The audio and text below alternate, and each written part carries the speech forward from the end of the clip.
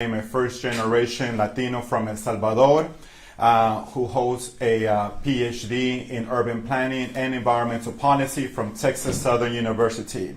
And I'm also the past chair of the area Super Neighborhood Alliance, which encompasses 88 super neighborhoods throughout the entire city of Houston and Harris County and parts of Fort Bend County. Tonight, the Super Neighborhood Alliance is happy to host this Harris County Judicial Candidate Forum, which we should note we invited both candidates to participate, but one of them, Judge Lena Hidalgo, respectfully declined our invitation. Throughout the last few weeks and days leading up to this conversation, the Super Neighborhood Alliance has met to discuss different topics that we would be presenting during this candidate forum. We would like to start off by thanking Fox 26 for live streaming this conversation, the Forge for Family Center here in the historic 3rd Ward, and the 88 super neighborhoods that I mentioned. And so tonight we have the pleasure of having a conversation with judicial candidate for Harris County, Alexandra Del Moral Mueller. Ms. Mueller, please go ahead and introduce yourself and give us a background, and also why are you running for this position? Great. Just would like to thank everyone for being here. This is my first race, and one thing that stands out is unfortunately absenteeism. And so the idea of the super neighborhood, that not only you all gave up your time for me to have this opportunity, but are so involved in your neighborhood, that's something that really stands out. And it's that service mindset that you all have, really being that heart and soul of our community, that got me interested in wanting to run. So for my kind of interest in local politics, really started with those kind of routine day-to-day quality of life issues, whether it was fighting the historic district to keep solar panels on my house, or battling, unfortunately unsuccessfully, with the city, because I still don't understand why you have dog poop bags but no trash can at parks. Seems like those would go hand in hand. But those are those things where it's not necessarily what are your thoughts on policies, like how do you effectively and efficiently execute core services, and that's what I really get excited about. And the final litmus is, my background. I'm a West Pointer, combat veteran, served in Afghanistan in the Army bomb squad. I'm also a Harvard JD MBA, spent the last 6 years, most recently leaving as a vice president in energy investment banking. And most importantly, I'm a wife and mom of 2 toddlers. And it's that mentality of if you see a problem, wanting to fix it. And when I saw the rise in crime, very quickly realized that this county judge role is best impacted or able to influence crime, because you oversee the courts. Since Hidalgo's been in office, it's swelled from 60,000 to 130,000. That means in practical terms, 3 to 5 years for most murder cases to even go to trial.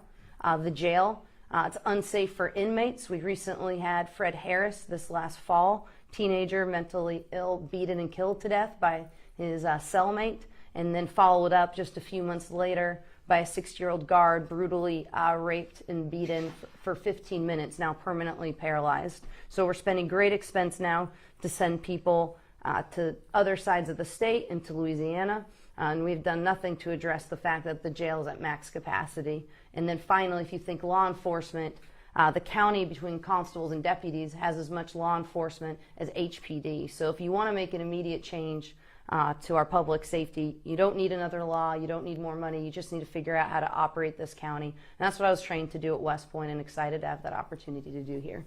First of all, thank you so much for your service and the dedication to our country and this great nation. Definitely a nation that have a lot of us sacrificed our own journey to arrive here. And so I wanted to make sure that everybody who's tuning in for the first time understands that the Super Neighborhood Alliance is a nonpartisan group. We are here to have a conversation and not necessarily endorse a particular candidate.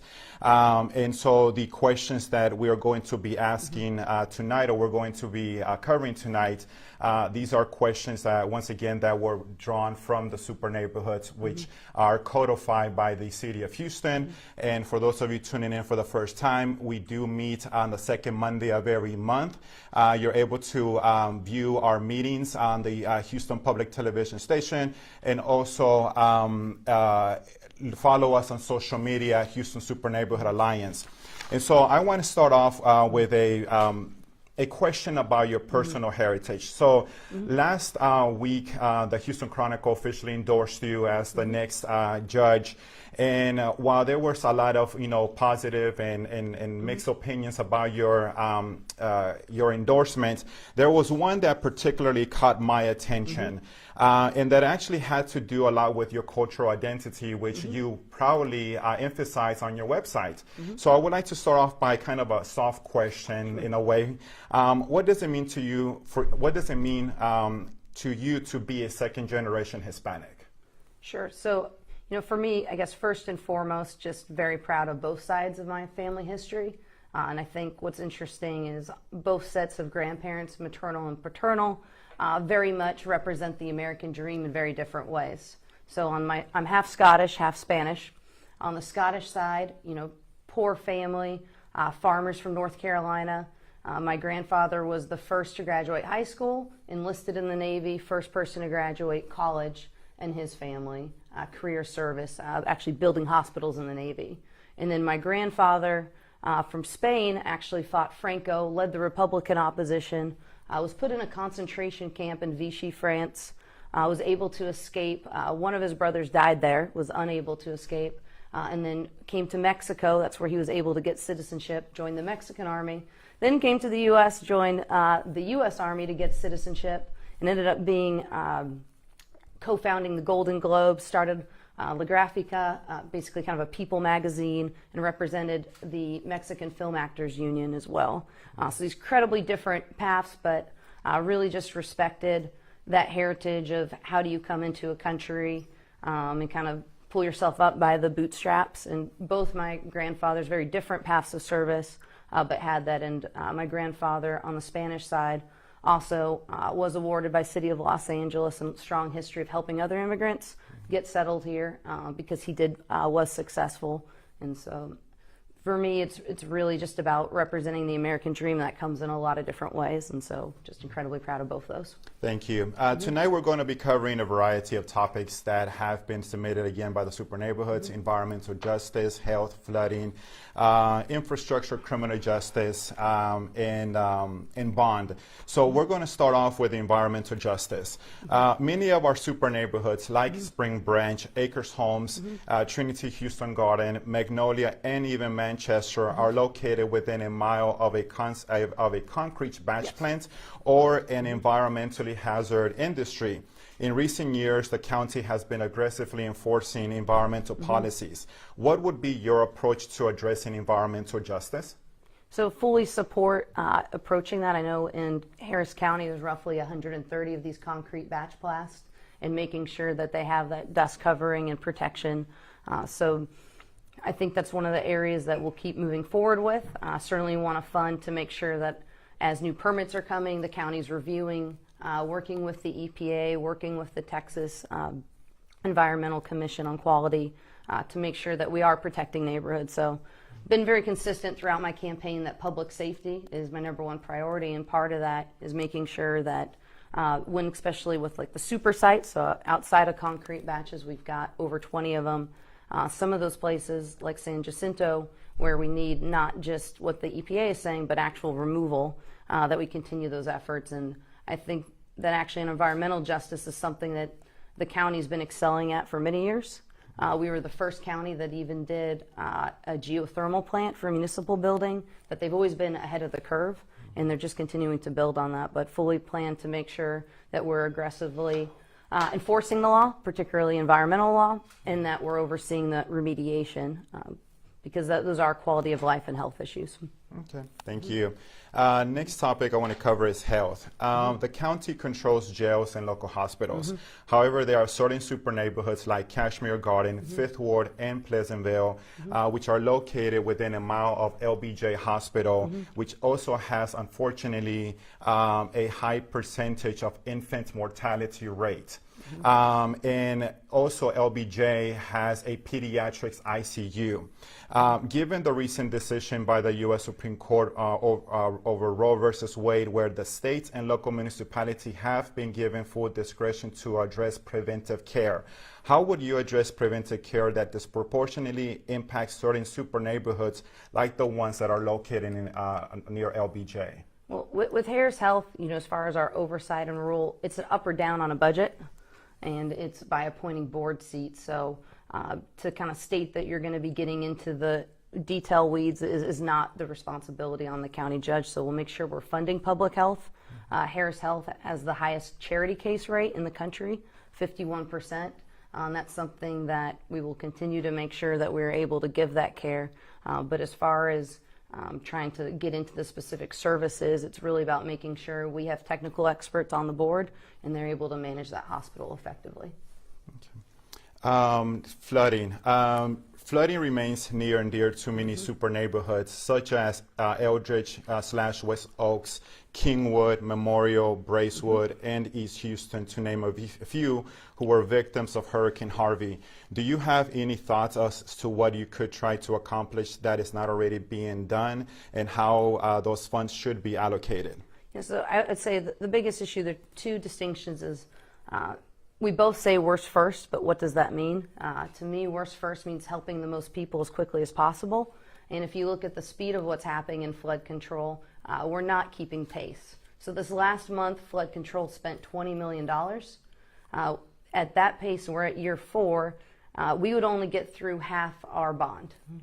And you have to understand, why are we starting to slow down? Well, it's because the process has changed so much, and that's what really is county judge I can have a huge impact on. So have shown this org chart here. We no longer have drainage engineers controlling flood control. So you can see 2 times turned over department heads. Statutory authority to set the strategic direction is now with David Berry, the county administrator. The number 1 in flood control is water treatment. Number 2 is a hospitality degree. And you have to understand now the approval process. Let's just say, how do we get these projects going? It used to be 1 department, flood control, 1 legal review, and you could go to Commissioner's Court. And why is that important to get to Commissioner's Court quickly? You want to turn on utilities. You want to buy a right-of-way. So every time you're delaying, that's, it starts backing up. So now this new process is 3 departments, 2 legal reviews. And so that is new, because it took a while before they essentially went through and restructured these departments. And so for so long, the first few years, I think you were really seeing the benefits of the previous administration. And this last year in the slowdown, this is what their new process looks like.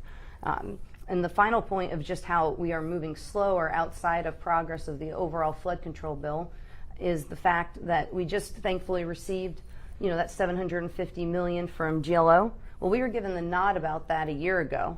So a year ago at the same time, August 21, HGAC and Harris County were told you're going to get money from HUD. The difference is HGAC has already submitted a project list. We haven't. You think about HGAC, much larger geography, more entities. How are they moving faster than us? So as it's easy to spend a lot of time, I think, saying, let's make sure, arguing over what worst first is. I think it's a pretty big issue that San Jacinto only has 20 million. That was the most flooding damage, most people, versus Brays Bayou spent 180 million. But the point is, we just need to go faster, because everyone needs to get all of those projects built. And there hasn't been a focus on moving with the speed that this severity of the issue, because everyone knows we're not ready, we're not properly mitigated for the next flood. Thank you. Going to criminal justice. So criminal justice includes police officers, jail operations, county courts, and the DA office, all of which have caused funding controversies. What do you think should be done to address those controversies? Well, maybe just to take that, what do I think should be done to address the criminal justice system is every aspect is being starved. So whether you want to say whether they've had anemic funding, meager funding, the point is there's not one aspect of the criminal justice system that has the amount of resources they need to protect the public. And there's some legal issues, and then there's the funding. So on the legal side, with the O'Donnell consent decree, very much believe we've created a culture of no accountability. What does a culture of no accountability means? You see dramatic increase on the number of people on 5+ bonds. We've doubled the amount of people that have committed new crimes on bond.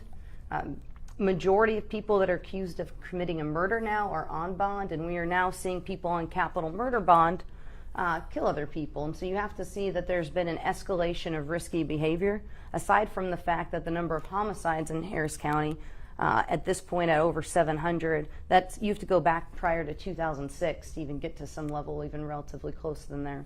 So clearly crime is up. I would say that getting new judges on the bench that consider, amongst other factors, public safety is key.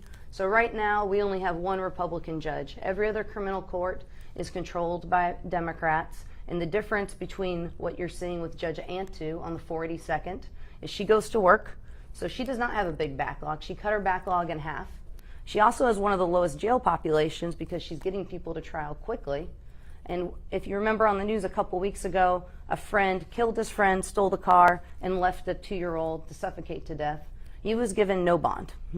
And so that's what needs to be happening, is there are certain people that are so brazen, so reckless, that they are a public safety threat, and that our system has an obligation to give them a right to a speedy trial.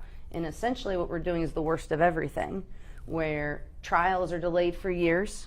We've starved pretrial services, so there is no effective monitoring of ankle monitors. They're just out there with no conditions, and conditions help people as well. Conditions mean mental health treatment, substance abuse, and so right now it's just a free-for-all where your kind of pretrial population is out in the neighborhoods with no help, no support, becoming emboldened by a system of no consequences. And then in terms of funding, I was very proud to announce a plan supported by every major law enforcement group in Harris County to immediately fund, within 60 days, 1,000 additional law enforcement. That's to our jails to make it safer for our inmates and for our guards. That's to patrol, so quicker response times, investigations. In Harris County, people are not served warrants. The only way we find them is we pull them over for a traffic stop. So when you hear all this, what I take away is this is absolute lawlessness. And how do you have that in a county that's roughly 30% the GDP of Texas? Absolutely no, we can do better, but it has to be a priority. And it wasn't Lena Hidalgo's priority even of November last year when I launched. And it's been my #1 priority for my entire campaign. Not because a poll told me that, but because that's clearly what's the most critical issue facing our county. There is, I do want to kind of follow up on that. So there is, okay, so you hire the personnel, but there's also fatigue that these employees often encounter, whether you're in probation, whether you're in pretrial. Have you thought about how to address that employment fatigue that often goes associated with criminal justice?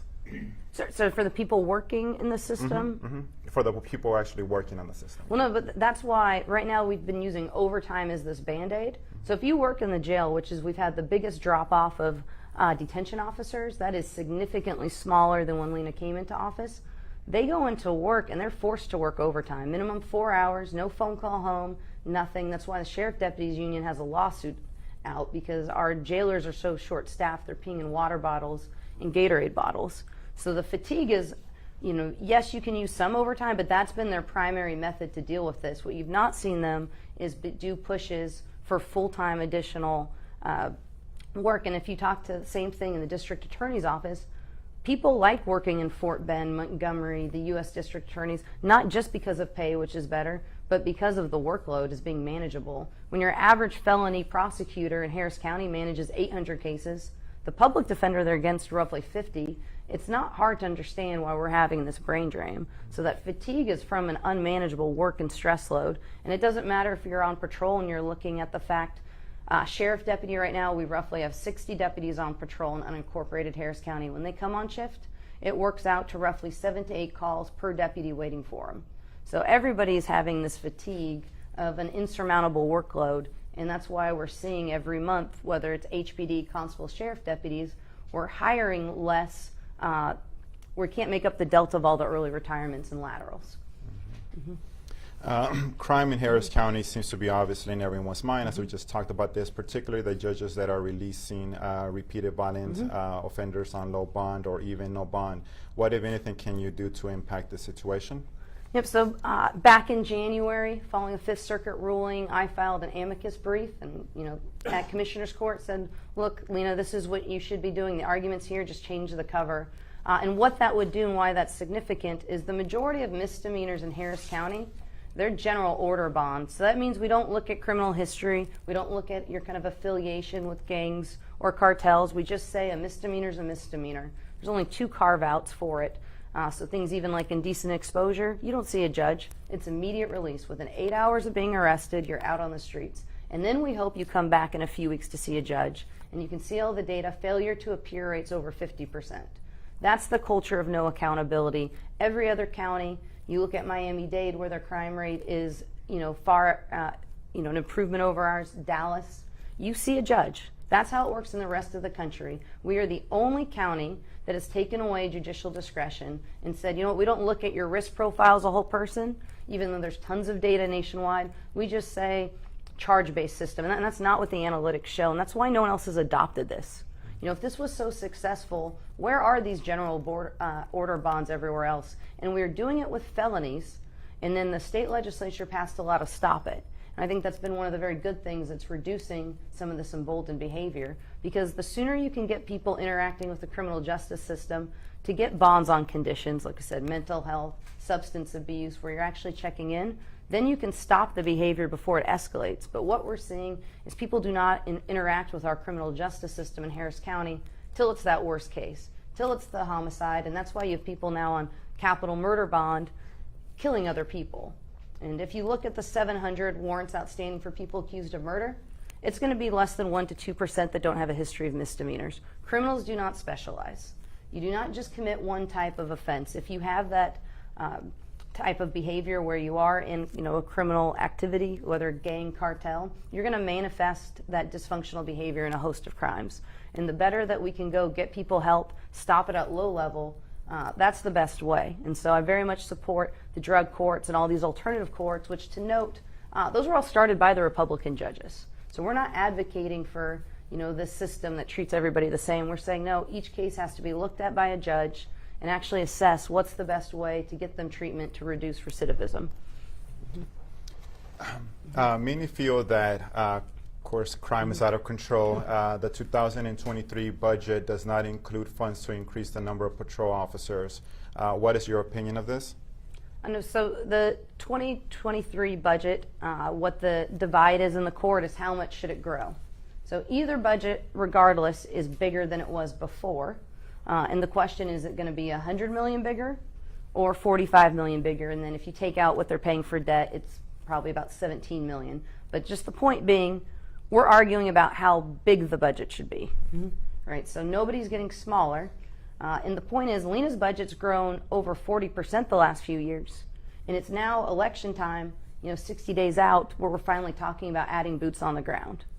Where was that for 3 years, 9 months? It didn't exist. And what I think is very telling is, one, we're heading into very challenging times. I think we all know we're not going to expect that explosive growth that we had for so long. And that was fueled by all the new build construction. So corporate headquarters, they're choosing Dallas over us. We are the only county in the region that's actually losing population. So when you're starting to budget going forward, you cannot be planning on this record growth because, frankly, because of the deterioration of public safety, amongst other issues, people are choosing to invest elsewhere. So when I look at that budget, I see over $40 million that was added to county overhead. So if you look at all of these new departments, those don't exist. County administrator, $12 million. Economic equity and opportunity, over $10 million of growth. Elections administrator, that's a tripled office on budget. And so when you start going to all the different people that have now are just kind of the corporate headquarters, how is that not what you cut first? How is it the growth of law enforcement? I think it says a lot that public health and law enforcement were the two things that were hung out and used as threats. And to fund those, the Republicans said, Commissioner Ramsey, I will fund a tax rate to support 200 boots on the ground, and it was thrown in his face. So I'm very confident that we can go look in this budget and actually deliver more services efficiently, because the amount of people in this county government that are making over 200K has exploded. And it's very hard for me to understand when you think City of Houston's doing bonds, depending on where you live, your school district's doing bonds. We're pushing a $1.2 billion bond with, by the way, not building a single project. I'd be very supportive of the bond if we were dealing with the juvenile detention center, which is unsafe and could have been built a few years ago if Lena didn't cancel the plans that Judge Emmett had started to hire the same company, wasting millions. But instead, we're taking out a huge bond for road maintenance when we have a 2015 road bond that's got several hundred million left. And it's like, this is a time where people are hurting. So let's fix core services, look at, what we've added and, are they performing, are they delivering that service? Because it's just hard for me to say right now that anything's more important than getting to a functional criminal justice system. That's how you help the most people. And oh, by the way, there's $600 million of ARPA that hasn't been spent that you could be funding all overtime. So just overtime in Sheriff's Department is almost $30 million a year. Yet they're using the general bond, the general funds from the budget for that. So you can start switching out. That's a temporary fix. Use temporary money. And very quickly I can get to funding my 1,000 law enforcement on the ground. I'll come back to the bond question in a little bit. I just want to finish off the crime. The 2023 budget proposes a 26% increase in the public defender's office, which defends those accused of crimes, and a 7% increase in the DA's office, which prosecutes those crimes. Do you agree with this disparity? Well, no, because we've already tripled the public defender's budget. So it was roughly $10 million when Lena took office. It's over 30 now. And just money spent, isn't it? But you look at what's your caseload. In the PD's office, like I said, they're roughly handling 50 cases, statutory limited at like around 150, somewhere under 150. But then we know we've got prosecutors handling 800 on felony cases.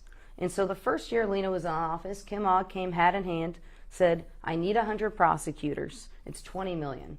Lena gave her nothing of what she asked for and said created an environmental crimes task force.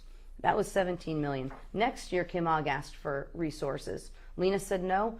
Public Defender's Office didn't even ask for a budget increase, and she gave him another 10 million.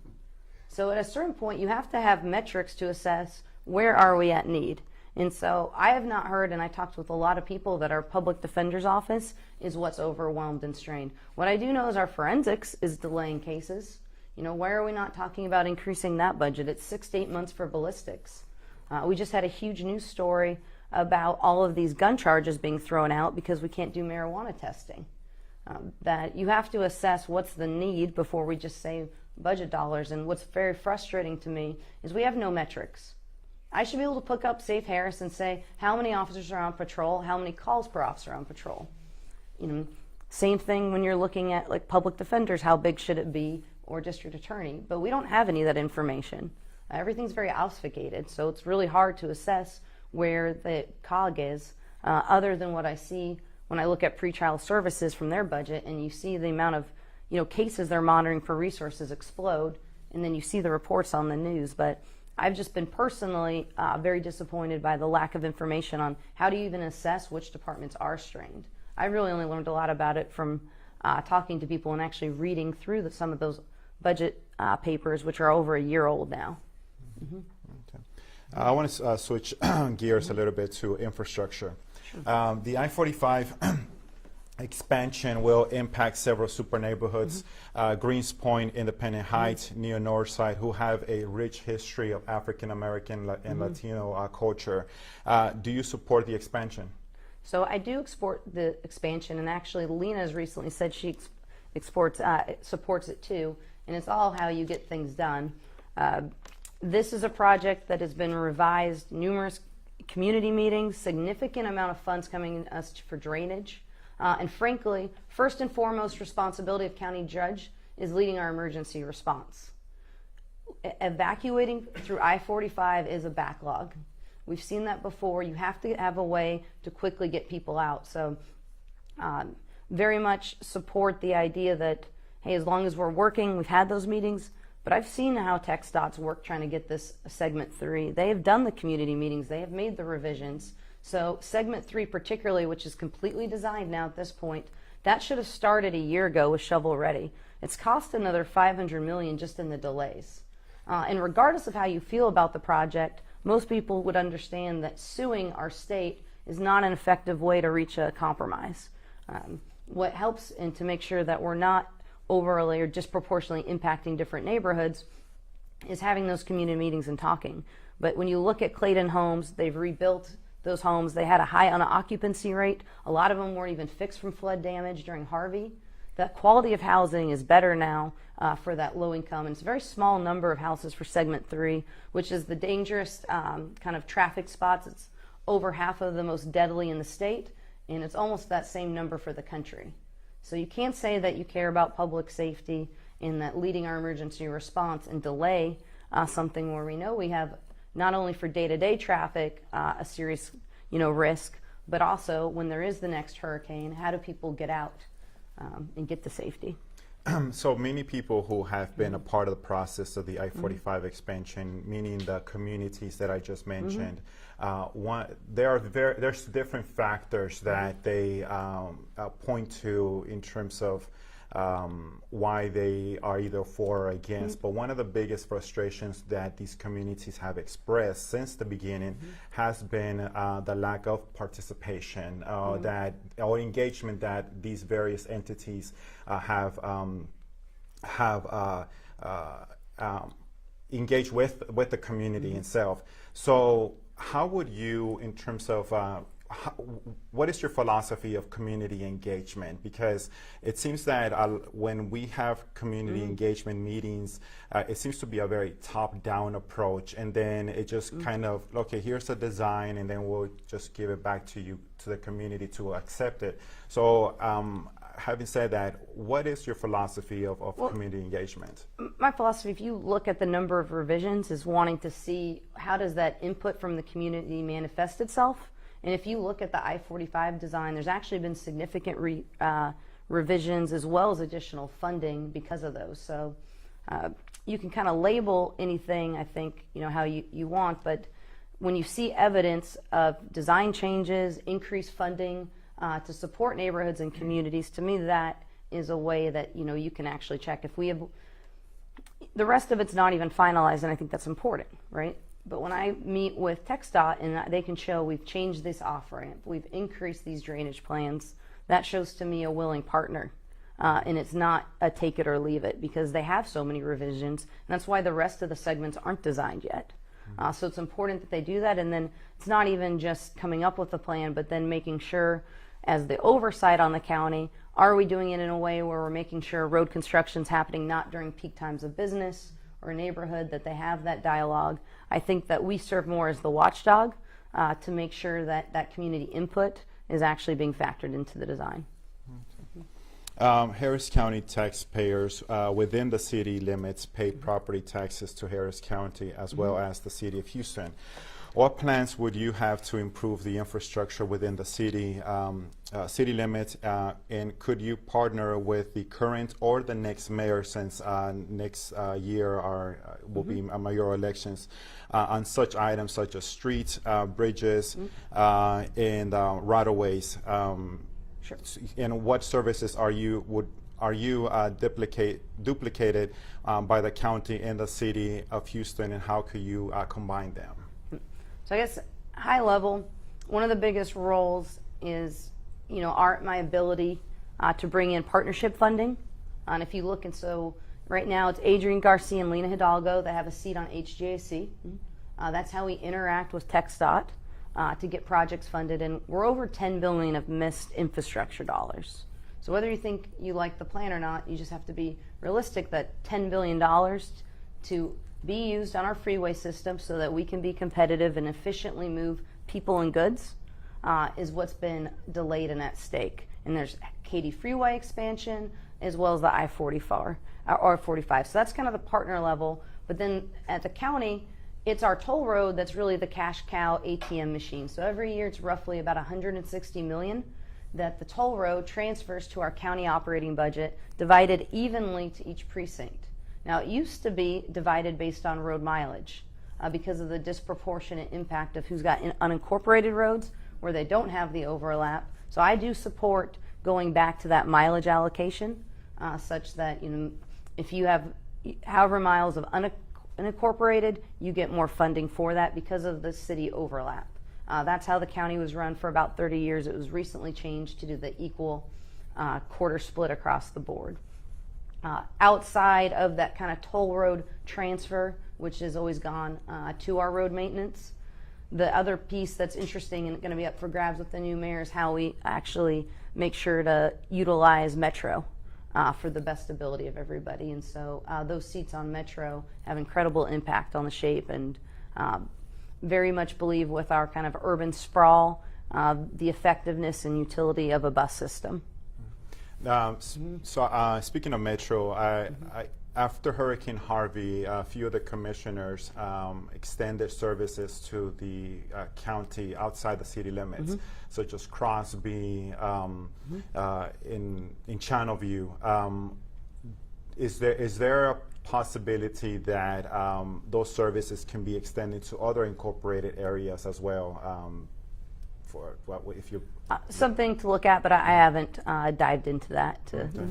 And the other question that I was going to ask you is that oftentimes when it comes to these appointments, super neighborhoods in the community feel that these boards and positions go to an elite class, and very rarely do you see your ordinary citizens serving on these boards. What are your thoughts about that, and how would you address that? Yeah, so one of the biggest things that really strikes me about the shift and change in our county government is that we used to be a county government of technical experts, and now it is an elite class of political affiliation.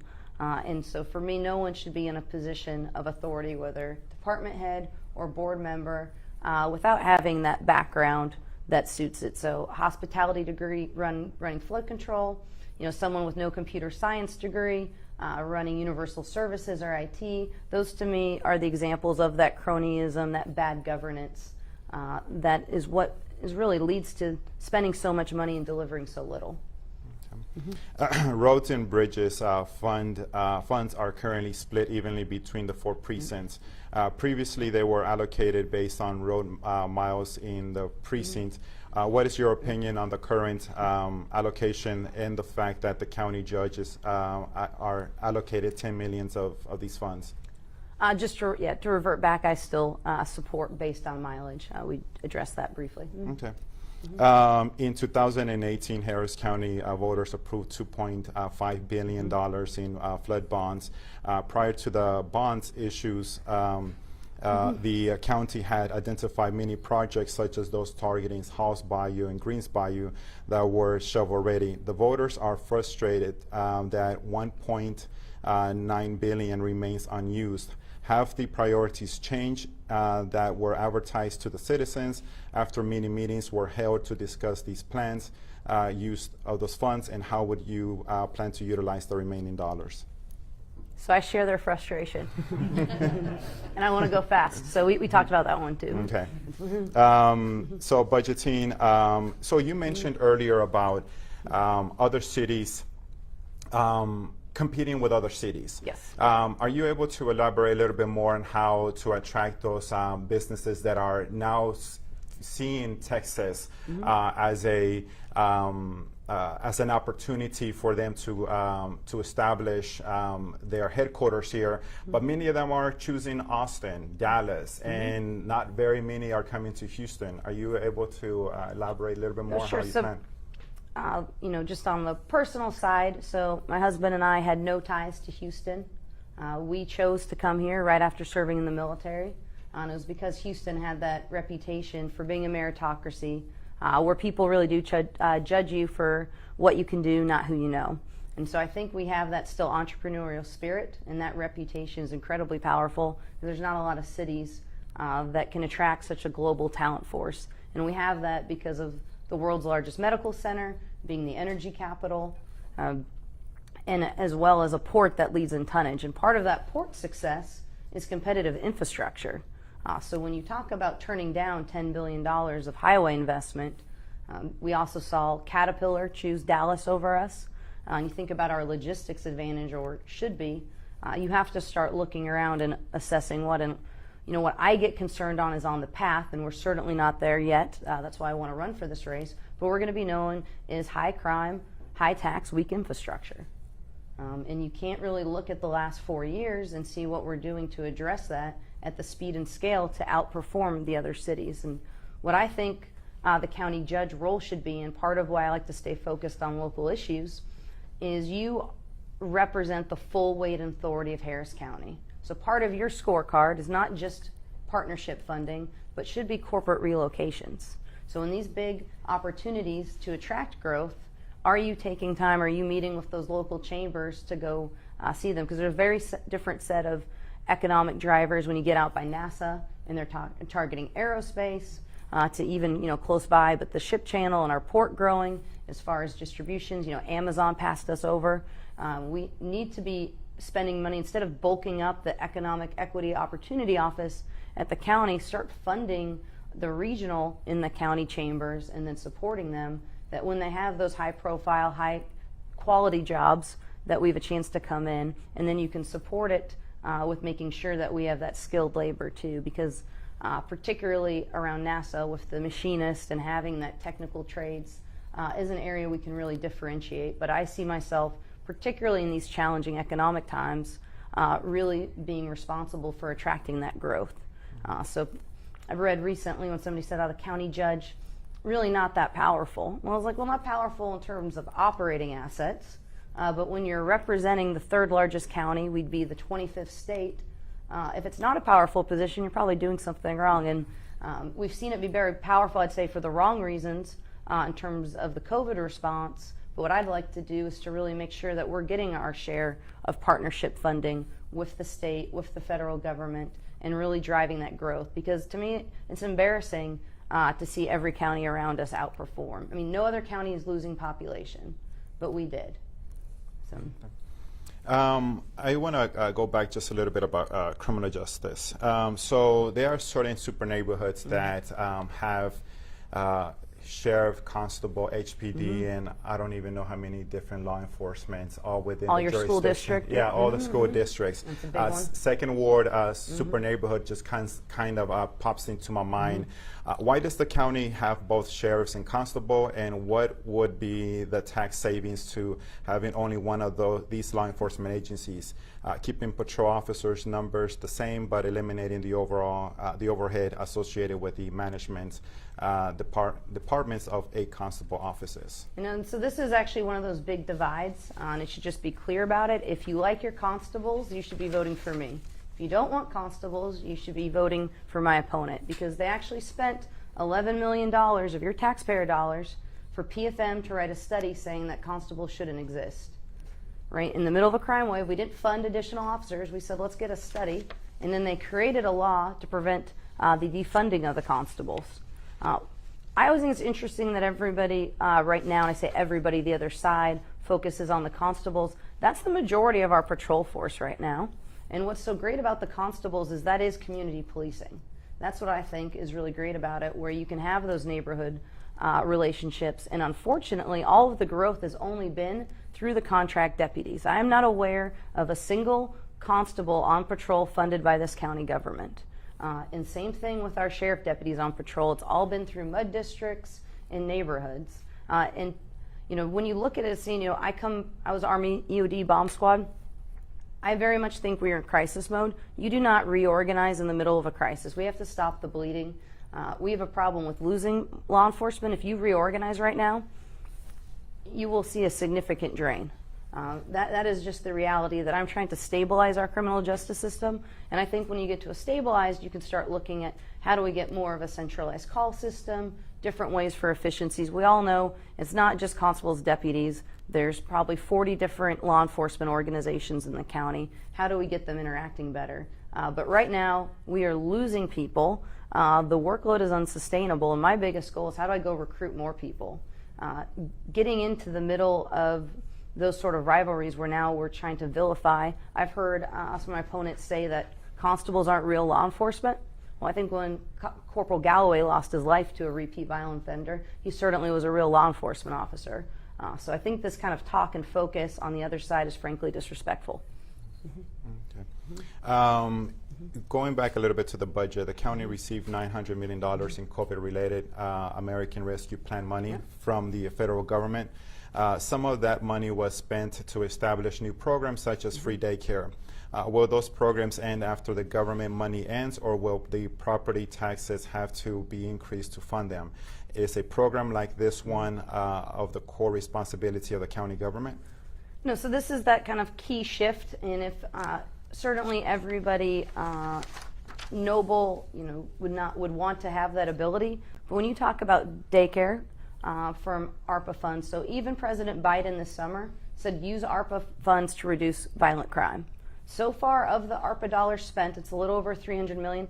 Under 15% has gone to justice and safety, and only a very small fraction has gone to reducing the court backlog and to actual law enforcement. Public safety has become kind of the code trigger word in this county administration for Wi-Fi, workforce development, any other kind of good thing. But I'd say those are long-term fixes, not an immediate solution to an immediate problem. And so when you talk about in the middle of saying that we can't fund enough law enforcement to have a functioning criminal justice system, that it's okay that we have the highest assault rates on our inmates because we haven't built a new jail and staffed it, that we have literally people dying in our jails, that people's justice is delayed for years. I don't know a lot of people right now in the county saying daycare is the #1 issue, and if they did, it's unfortunate for them, but we've only decided to fund 1,000 of them. So 16,000 per year per 1,000 kids. There's 300,000 kids 0 to 5 in Harris County. So if you even get to the poverty rate, that's a multi-billion-dollar, maybe just $1 billion project. Our county operating budget's $2 billion. I mean, the math just isn't there yet. Without essentially a significant bond tax rate increase, and this is not the appropriate time. So that is the fundamental difference. Is there's been so much growth of these county services, and you could be supportive of that if we were doing the core services, but we have state mandates. We are the criminal justice system. We have to be prepared for the next flood, and we've abdicated those responsibilities to start these other pilot programs with money that was really designed to address problems caused by COVID, like the court backlog. So how is that court backlog not moved? When you were 60,000 pre-Harvey, 130,000 today, you should be using every single dollar you can to have visiting judges extend the hours. And oh, by the way, the secret is that most of these judges don't go to court. That's why Maritza on the 482nd cut her backlog in half. She just did her job. Final question. We've noticed, meaning the super neighborhoods, the community have noticed that the Harris County meetings have turned oftentimes into 9 hours, 12, you name it, right? And so what would you do differently to address that, not only what's happening in those meetings, but overall, because as super neighborhoods, we often talk about, we most oftentimes care what's happening in Harris County and not in the national level. Yep. So whatever's happening with the national level, it's not really impacting our neighborhoods. And so what would you do differently if elected to, one, cut all the bickering that happens at the court and basically address those issues? And when I was first starting to kind of look into the county and what changed, what's great is because they archive all the meetings on digital. You can actually see the dramatic change. Where the previous under Judge Ed Emmett, I don't think I saw a meeting past maybe 2 hours, 25 minutes. And then when you see the switch, it's 8 hours, it's 12 hours, it's 14 hours. To me, it's an intentional move to make it hard for people to participate in the process. It's very hard to have transparency if you want to come and talk at Commissioner's Court and you've got to be camped out, with snacks and a pop tent. You are discouraging civic engagement. And the part of what's happening there, I went in January, like I said, for a bail reform. We spent more time talking, and I say we, just the commissioners, I was only listening, talking about North Shore High School than actually talking about what was happening in bail reform in an audience full of victims' families. It was Josh Sandoval's family that day. And it was just very stunning to me that if you go back and review that, it was clearly running the clock. And the other issues that's happening, so with the national, is they're going through what are my DNC National Party talking points. Let me make sure I'm on the record weighing in on every international, national issue. That takes hours. So I do not support doing those sort of symbolic resolutions. And the other piece is when they come to Commissioners Court, a lot of these key issues should have already been able to have some discussion, and you're ready to move through, and so that the public can weigh in. But it shouldn't be that time for bickering. And what's happening is they're called like surprise agendas. The other commissioners aren't even figuring out what's going to be on the meeting to the last minute. So they're caught off guard. Everyone's just seeing it for the first time.